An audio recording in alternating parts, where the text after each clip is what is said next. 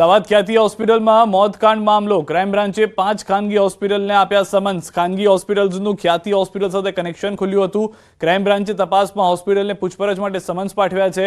આરોપી ડોક્ટર પ્રશાંત વજીરાણી, ચિરાગ રાજપૂત અને રાહુલ જૈન દ્વારા જે ખાનગી હોસ્પિટલમાં કનેક્શન સામે આવ્યા છે, ક્રાઇમ બ્રાન્ચે પીએમજેએવાય અને વીમા એજન્ટના નિવેદન લીધા છે। આ કેસમાં ક્રાઇમ બ્રાન્ચ રિમાન્ડ પર રહેલ ચિરાગ રાજપૂતની વધુ પૂછપરછ કરી રહી છે।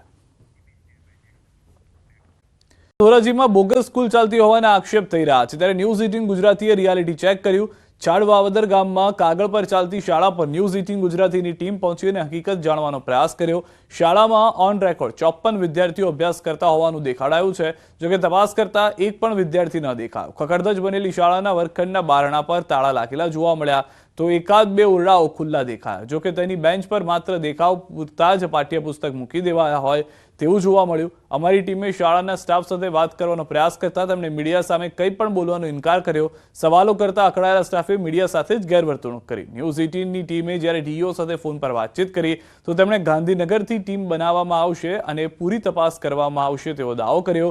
ડીઈઓએ કહ્યું કે તપાસમાં કસૂરવાર હશે તો કાર્યવાહી કરાશે, પણ સવાલ એ છે કે વર્ષોથી શાળા બંધ છે તો માસ્ટરની અંદર જે દેખાડવામાં આવેલા વિદ્યાર્થીઓ છે એ ક્યાં છે? ગ્રામજનોનો આક્ષેપ છે કે છેલ્લા 10 વર્ષથી શાળા બંધ સ્થિતિમાં છે અને શિક્ષકો ગેરકાયદે ગ્રાન્ટ અને પગાર મેળવે છે। જિલ્લા શિક્ષણ વિભાગના નાક નીચે વર્ષોથી આ બધું ચાલી રહ્યું છે તો તેમને જાણ કેમ નથી? સત્ર શરૂ છે, કોઈ રજા નથી તો વિદ્યાર્થીઓ ક્યાં છે? શાળામાં કોઈ શિક્ષણ કાર્ય જ નથી થઈ રહ્યું તો શિક્ષકોને પગાર કેમ ચૂકવાઈ રહ્યો છે? હાલ આવા ઘણા સવાલો ઊભા થયા છે।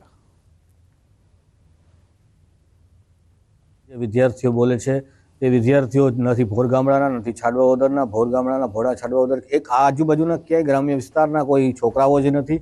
એ છોકરાઓ ક્યાંના છે પહેલાં તો એ તપાસ કરવી જોઈએ।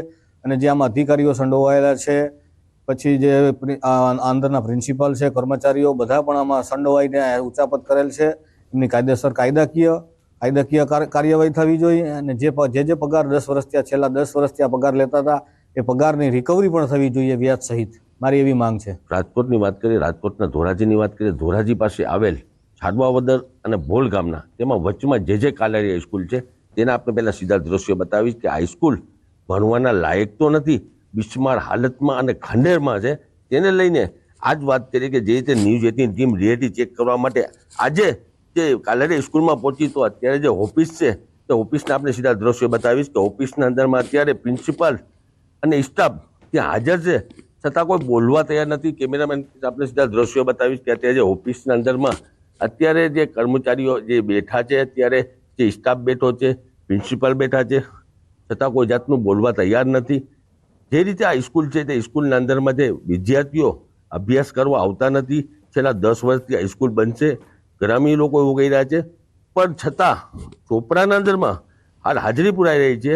શિક્ષકો સરકારને ઉચાપત કરી રહ્યા છે। તેને લઈને ન્યૂઝ 18 ટીમ અત્યારે જે રાજકોટ ડીઓ સાથે ટેલિફોન દ્વારા વાત કરવામાં આવી તેવું કહી રહ્યા છે કે ભાઈ આની ઉપર જે કાયદેસર કાર્યવાહી છે ગાંધીનગરથી ટીમ બનાવવામાં આવશે અને પૂરેપૂરી તપાસ કરવામાં આવશે અને જે બી કસૂરવાર છે તેને સજા આપવામાં આવશે તેવું અત્યારે ડીઓ કહી રહ્યા છે।